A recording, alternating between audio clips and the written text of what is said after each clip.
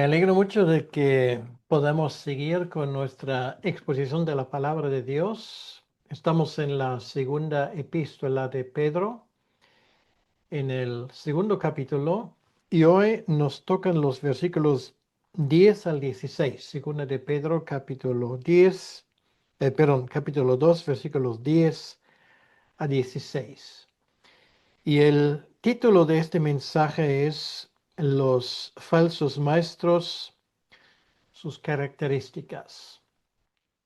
Ese capítulo segundo, como ya hemos visto, Pedro lo dedica enteramente a desmantelar esos intentos de los falsos maestros de acabar con la fe cristiana desde dentro. Algunos de esos falsos maestros y esto también nos hemos dado cuenta, siguen hasta el día de hoy, lo hacen adrede, sabiendo lo que están haciendo, pero otros, infelizmente, incluso creen rendirle un servicio a Dios diciendo cosas que simplemente se apartan años luz de la doctrina de los apóstoles. Y hoy en este pasaje que vamos a mirar juntos, después de hablar del comportamiento de los falsos maestros, luego de su juicio, ahora Pedro añade algunas características más. Una vez más, es muy interesante darnos cuenta que aquí Pedro está em, alertando a la iglesia de este problema inminente. Quiere decir que cuando Pedro escribe esto, lo que está escribiendo, las cosas de las cuales él escribe aún no han llegado con toda su fuerza. Él avisa. Y nos damos cuenta que en la carta de Judas, que se escribe poco después, posiblemente en algún momento entre el año 64, pero antes del año 70, Judas nos dice que esas cosas ya están pasando. Quiere decir, Pedro avisa de lo que va a venir y Judas nos dice que ya ha venido. Y esto es em, el primer asalto en cuanto a doctrina equivocada a gran escala que tiene que sufrir la iglesia y no sería el último.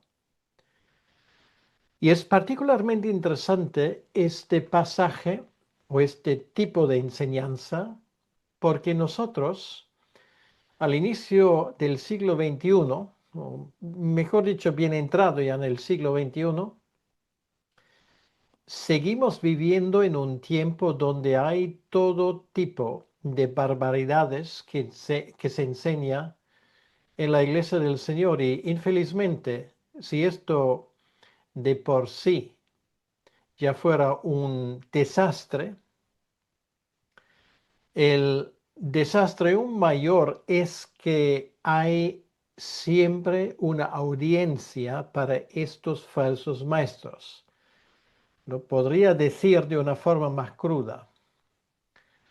Los que se dejan engañar, los analfabetos en la doctrina cristiana, se dejan seducir hasta el día de hoy. Y esto realmente sería evitable si la gente prestase atención a lo que está escrito.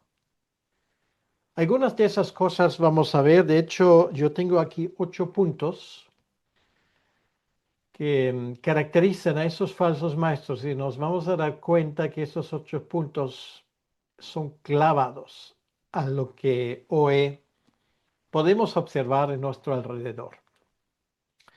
Por lo tanto, sin ir más lejos, me gustaría leer el texto y luego, como es nuestra costumbre, vamos a exponer ese texto pasito por pasito, pasito a pasito y versículo por versículo.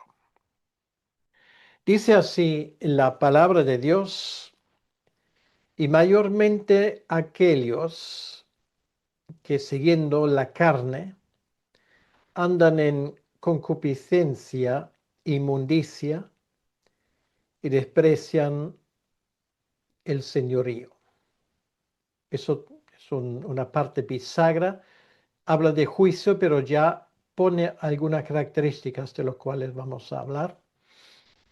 Atrevidos y contumaces no temen decir mal de las potestades superiores. Mientras que los ángeles, que son mayores en fuerza y en potencia, no pronuncian juicio de maldición contra ellas delante del Señor. Pero estos, hablando mal de cosas que no entienden, como animales irracionales, nacidos para presa y destrucción, perecerán en su propia perdición, recibiendo el galardón de su injusticia, ya que tienen por delicia el gozar de deleites cada día. Estos son inmundicias y manchas, quienes aún mientras comen con vosotros, se recrean en sus errores. Tienen los ojos llenos de adulterio, no se sacian de pecar, seducen a las almas inconstantes, tienen el corazón habituado a la codicia y son hijos de la maldición. Han dejado el camino recto y se han extraviado siguiendo el camino de Balaam, hijo de Beor, el cual amó el premio de la maldad y fue reprendido por su iniquidad, pues una muda bestia de carga, hablando con voz de hombre, refrenó la locura del profeta. Hasta aquí la lectura de la palabra de Dios y vamos a pedirle al Señor que Él bendiga esa lectura y ese estudio nosotros. Señor, gracias una vez más te damos por esa posibilidad de exponer la palabra que es tu palabra. Y estamos ahora en medio de esa segunda carta que Pedro nos escribe, avisándonos de desarrollos desagradables. Y te pedimos, Señor, que nosotros podamos aprender de lo que está escrito. Y te pedimos, Señor, de corazón, que tú nos ayudes a tener los ojos abiertos y los oídos bien afilados para que podamos entender lo que nos quieres comunicar. Te lo pedimos, Señor, en tu nombre. Amén. Bien, son 8 puntos, por lo menos yo aquí identifico 8 puntos que hablan de las características de estos maestros falsos, de aquellos que amenazan la estabilidad de la iglesia desde dentro. Y como dije, la primera parte del versículo es una parte bisagra donde Pedro, hablando del juicio que estos falsos maestros van a incurrir, él ahora habla de sus características. La primera característica la tenemos en este versículo que habla de la concupiscencia e inmundicia. Una de las cosas que caracterizó a esa gente fue su deseo de cosas que no les corresponden. Concupiscencia sí tiene en primer lugar una aplicación en el ámbito sexual, quiere decir desear lo que está prohibido en ese sentido, pero no exclusivamente. La concupiscencia es cualquier deseo ilícito que yo expreso. Por lo tanto, es la cosa tal vez más fundamental que caracteriza a ese tipo de personas. Es el deseo de lo que está prohibido. Y eso, como veremos más adelante, les lleva a una vida de inmoralidad.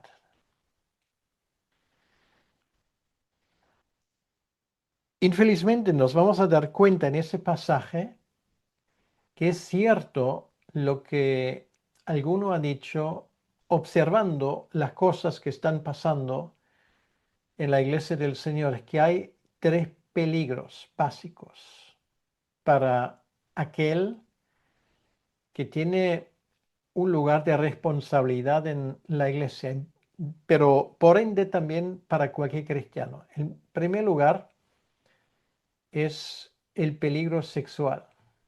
Sigue siendo un peligro enorme. El segundo es el peligro económico, de dinero.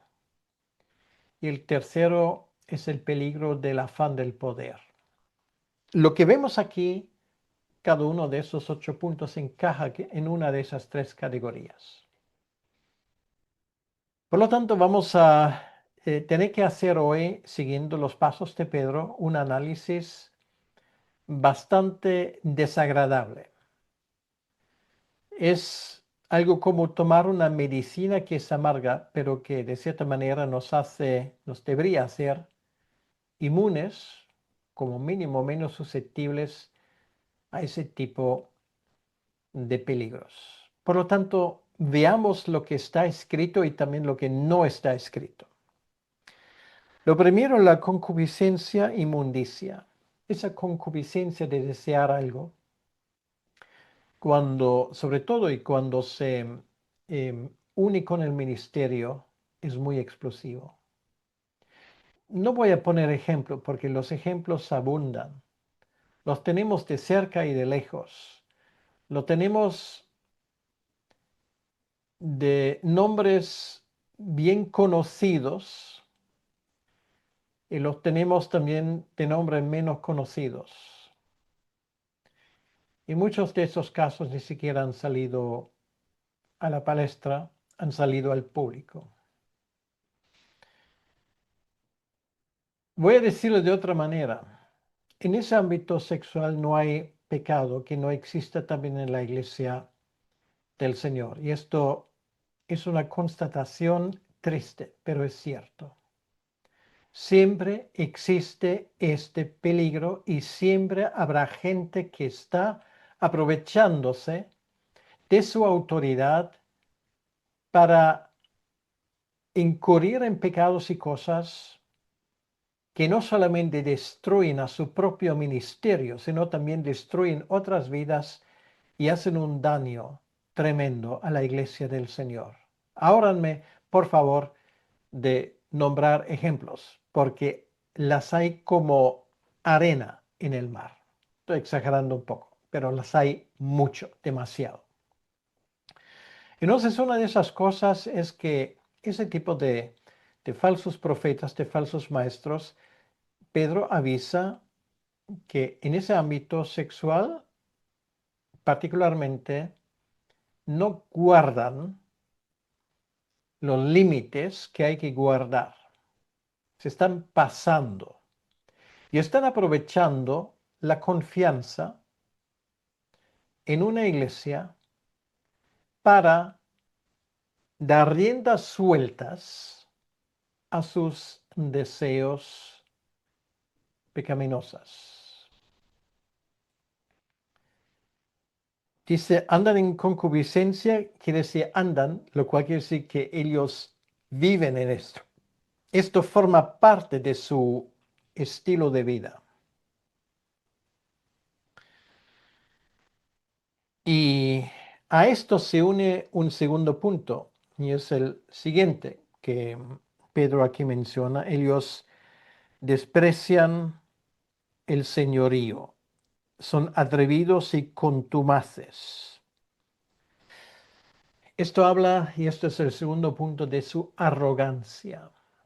Se creen por encima de la ley, se creen intocables. Ese tipo de personas se ha acostumbrado a engañar, a vivir una vida doble, a aparentar algo que no son. y ahí radica su peligro. No siempre eso se nota, pero esto se nota en una cosa que se llama arrogancia. Arrogancia, soberbia. Desprecian el señorío. La palabra que se usa aquí es una palabra que habla de una autoridad legítima. Y aquí estamos hablando, por supuesto, en primer lugar, del señorío de Cristo. Hay un debate que ya llevamos en nuestros círculos evangélicos desde hace, no voy a decir siglos, pero décadas, sobre el tema del señorío de Cristo. Yo he estado en conferencias donde se proclamaba esa doctrina que, en resumidas cuentas, dice que tú puedes tener a Cristo como tu Salvador, pero no necesariamente como tu Señor. Quiere decir que puedes ser salvo porque crees en Él, aunque no es el Señor de tu vida, aunque tú vivas una vida en este estilo. Y hay teólogos conocidos, y otra vez me voy a refrenar por amabilidad que tal vez no debería tener de nombrarlos, que están confundiendo a la iglesia del Señor con esta herejía, porque es una herejía. Esa gente no sabe de qué habla, no entiende el concepto de la gracia, porque si el concepto de la gracia no me lleva a tener a Cristo, no solamente como mi Señor, sino también como mi Salvador, sino también como mi Señor, entonces estoy creyendo en un Cristo que no existe. Y esto es el peligro. Y de esto hay libros, los hay en español, en inglés, en todo idioma del mundo. Y se ha creado a nuestra conveniencia esa idea del cristiano carnal, casi como una opción. Pues puede ser un cristiano espiritual o puede ser un cristiano carnal. Pues el carnal, pues no vive como Dios quiere que viva, pero por lo menos es salvo. Ahora,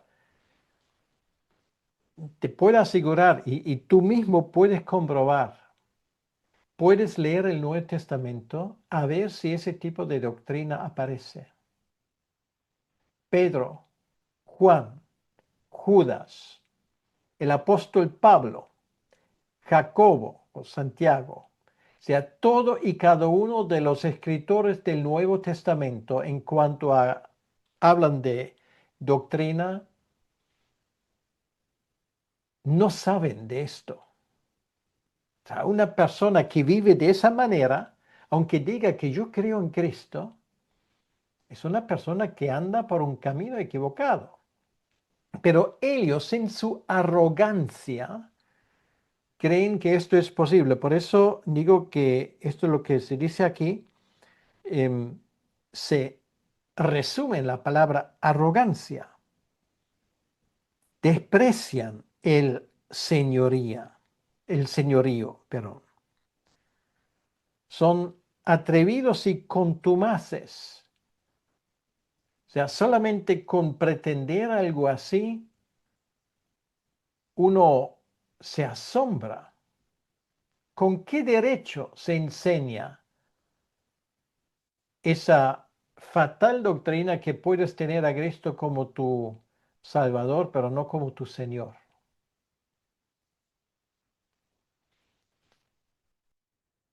Y esto llega al punto de que incluso ellos, y ahí, bueno, vamos a llegar a un tema controversial, porque algunos dicen, bueno, aquí Pedro está hablando de ángeles.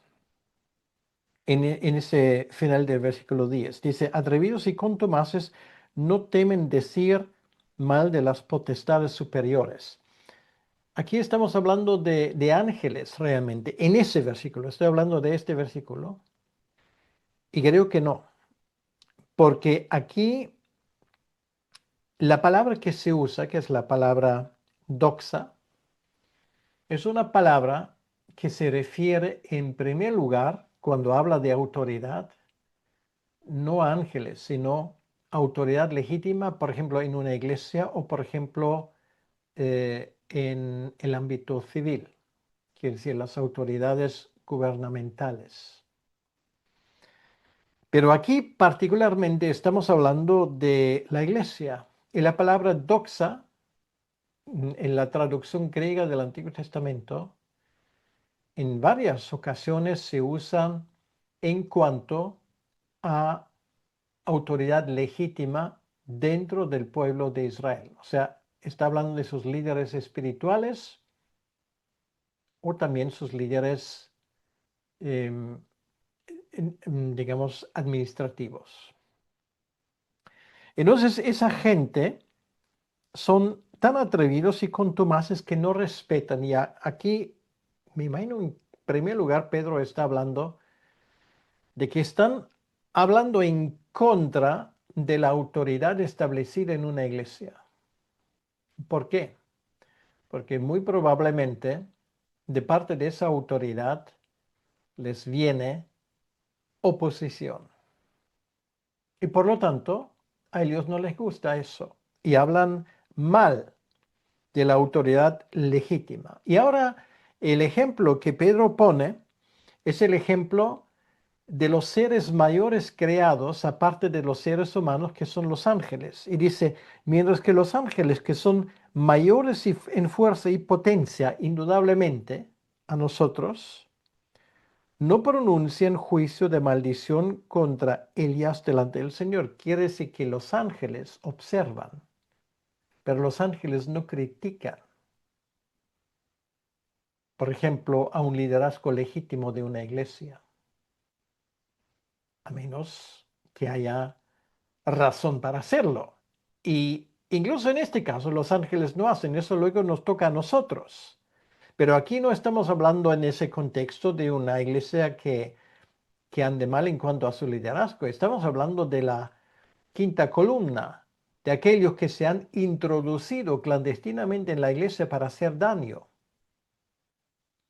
Y ellos critican a los que legítimamente representan y ostentan la autoridad espiritual, porque va en contra de su libertinaje, va en contra de su manera muy peculiar de exponer la palabra de Dios.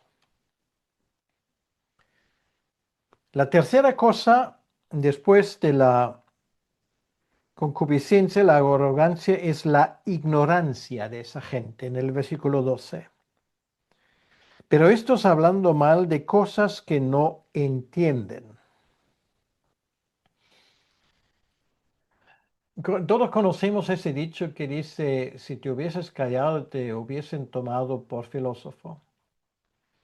O también se dice, por la boca muere el pez. Es esta boca nuestra, y en ese caso particular de ese tipo de personas, que está hablando y hablando y hablando de cosas que ellos no entienden. Esto en el área teológico hay muchos. Hay muchos que se arrogan decir cosas, sobre todo cuando se equivocan, como en este caso, sin autoridad ninguna, sin concepto ninguno, sin comprensión ninguna de las cosas más elementales. Hablan por hablar. Es aire caliente que sale de su boca. Hablan de cosas que no entienden y lo último que entiende ese tipo de personas es el Evangelio y todo lo que implica. Son ignorantes y hay mucha ignorancia, mucho analfabetismo en la iglesia y no estoy hablando de gente que realmente no sabe leer o escribir. Estoy hablando de gente que sabe leer y escribir pero no lee, no se entera porque no tienen tiempo, no tienen ganas o lo que sea. Creen al primer embustero que pasa por su iglesia o a cualquier autor cuyo libro cae en sus manos sin tener criterio ninguno para decir si las cosas realmente son así o no. Simplemente caen preso. y se convierten de esa manera en discípulos ignorantes de gente ignorante, porque el ignorante, y de eso estamos hablando en ese contexto, solamente puede criar ignorantes. De un ignorante no ha venido una persona sabia.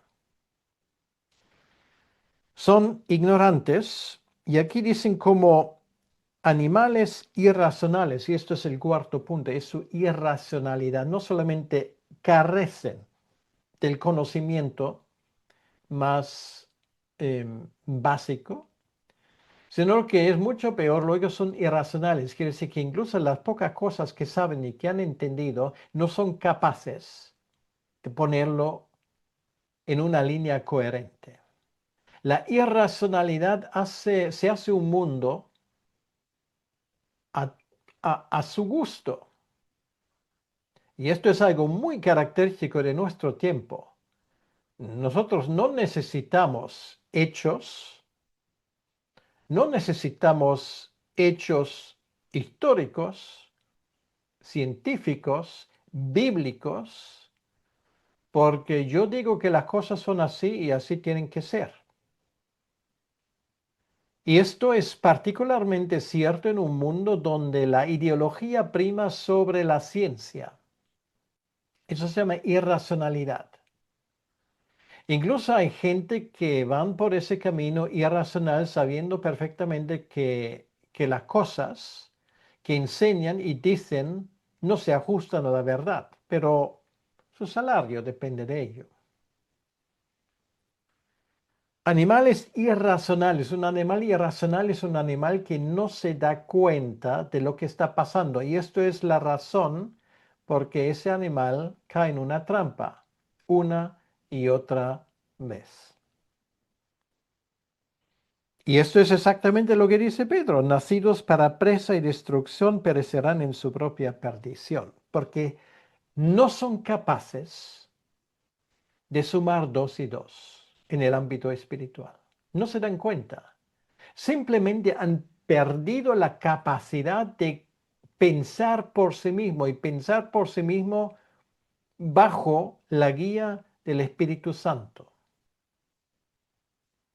Esto es racionalidad. Racionalidad no es ateísmo o materialismo, como nos enseñan falsamente. Racionalidad es tener en cuenta toda la información, y esto es la información que nos viene de parte de Dios, más todo lo que nos provee la creación de Dios. Y cualquier cosmovisión que no tiene en cuenta eso es una cosmovisión parcial y irracional. Esto fue el pecado básico del diablo, es un pecado irracional. Él como ser creado quiere asaltar el trono de Dios, quiere convertirse en Dios. O sea, vamos a ver, ¿cómo vas a reemplazar tú siendo creación el ser que te ha creado? Esto es la base de todo irracionalismo. Y si el hombre, siendo criatura, cree que puede sustituir a Dios, o lo que es en ese caso y contexto peor, que puede enseñar doctrinas que vienen de su mente, pero no de la Escritura, está actuando de forma profundamente irracional. Y finalmente, dice aquí Pedro, el final será la perdición. Ya hemos hablado de lo que será. Ellos recibirán su merecido. Del juicio hemos hablado la última vez. Pero esto nos viene nos lleva al quinto punto en el versículo 13. Es su injusticia. O sea, ellos van a recibir el galardón de su injusticia. Son personas injustos, pero injustos en su manera como actuar, pero injustos también porque no entienden la justicia de Dios. No entienden que Dios tiene la última palabra. No entienden que a nosotros nos corresponde someternos al juicio de Dios. ¿Por qué? La explicación la que tenemos en el versículo 13, ya que tienen por delicia el gozar de deleites cada día. ¿Y cuáles son esos deleites? Pues inmundicias y manchas. O sea, realmente ellos se deleitan en el error. Se deleitan en lo que no tiene sentido, se deleitan en la inmoralidad, llamando al malo bueno y al bueno malo. Bueno, ayer, precisamente, leí en un artículo que la Unión Europea exige de cada Estado miembro, incluso aquellos estados que tienen una actitud crítica como contra la homosexualidad, les exigen que están obligados a reconocer legalmente el matrimonio homosexual por imposición, incluso en aquellos estados miembros que no tienen una legislación así. Bueno, eso está mal de entrada.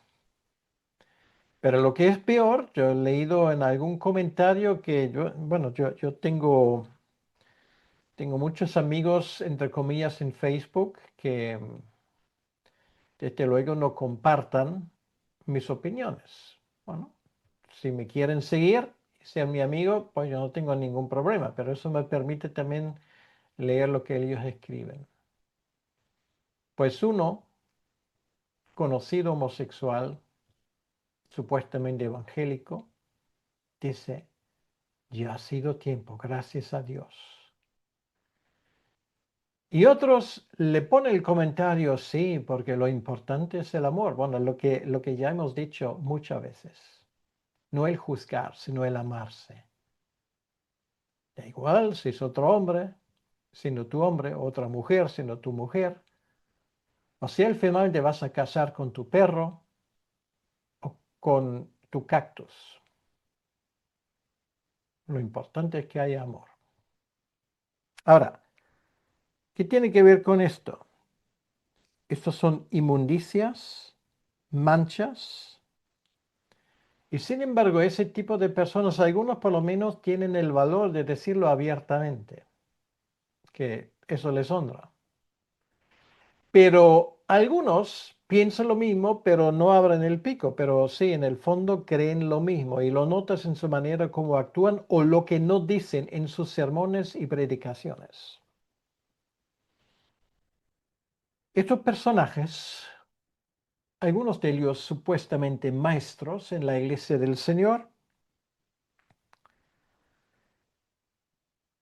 se recrean, dice aquí, en sus errores. Y sin embargo, es el quinto punto, o el sexto punto, perdón, son una vergüenza. Son manchas, inmundicias. Y se recrean en sus errores, que sí que creen que van estupendamente bien, que ellos entienden, porque Dios, al fin y al cabo, es mucho más generoso, sobre todo en el ámbito sexual, de lo que nosotros nos imaginamos. Todo está permitido mientras que haya amor. Se deleitan en eso, se recrean en sus errores, porque es un error. Y las personas que promulgan ese tipo de equivocación por activa o por pasiva van a vivir un momento de gran terror cuando estén ante su Creador. Más no voy a decir porque a mí tampoco me conviene juzgar. En ese sentido yo no soy el juez, pero yo consto que están en un camino que les lleva al infierno si no se arrepienten.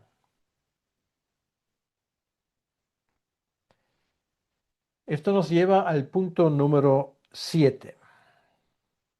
Y esto habla de abuso de autoridad, un tema muy candente en la iglesia evangélica del siglo XXI. Será mejor que prestemos mucha atención. Aquí dice, tienen los ojos llenos de adulterio. A veces los notas en la forma como actúan, como miran, etcétera, etcétera. No se sacian de pecar, seducen a las almas inconstantes. Normalmente, y hablamos ahora de esa constelación hombre falso maestro y víctima mujer, aquí dice débil, seducen a las almas inconstantes, quiere decir, en este caso, a mujeres que igual no tienen la madurez, que creen ciegamente. La pregunta sería, ¿por qué no tienen Biblia?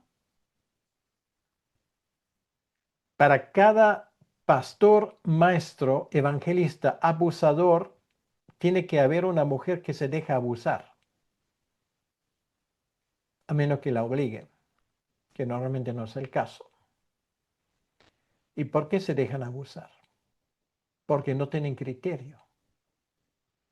Por lo tanto, si tú me estás escuchando en este momento, lo que te digo es que tu obligación es leer la palabra de Dios. En primer lugar, empaparte de lo que está escrito, de no creer a cualquier espíritu, no a cualquier predicador.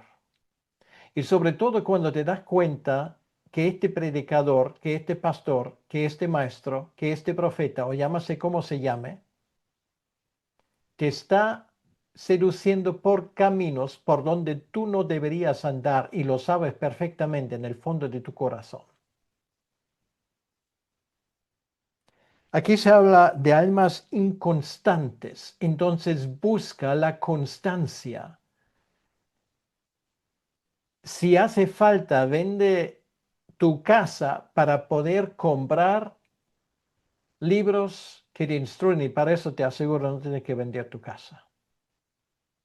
Lo que quiero decir con esto es hazlo tu prioridad de madurar, de crecer en la fe. No hay cosa más importante en el mundo para evitar precisamente ese tipo de abuso de autoridad. Y existe, por supuesto existe.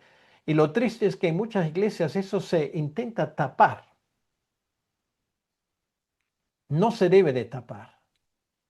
Y una persona que abusa de su autoridad espiritual para su propio placer y para seducir a personas, es una persona que debería ser quitado de su ministerio inmediatamente, sin tapujos y a la luz del día. Y hay de aquellos ancianos, copastores, que están sabiendo de lo que está pasando, no ejerciendo su deber. Y su deber es quitar a esa persona de su lugar cuanto antes, porque son una vergüenza. Esto nos lleva al punto número 8. Bueno, Pedro aquí tiene el corazón habituado a la codicia y son hijos de maldición. Hijos de maldición, lo cual quiere decir que esas personas no son salvas. O sea, ¿tú has escuchado alguna vez a alguien en la Biblia, algún autor bíblico hablando de hijos de maldición refiriéndose a un cristiano? Esa gente no son creyentes, aunque lo digan mil veces. O sea, su único camino, su única posibilidad es arrepentirse, volver atrás. Y esto nos lleva al punto número 8. Es que ellos están tan equivocados que hasta hacen el ridículo. Dice aquí, han dejado el camino recto. ¿Y quién deja el camino recto y no vuelve y se obstina en su error, da señales de que nunca se ha convertido? Así de sencillo. No es un cristiano carnal, es un incrédulo. Han dejado el camino recto, se han extraviado siguiendo el camino de Balaam. Pues Balaam, ahí lo tenemos.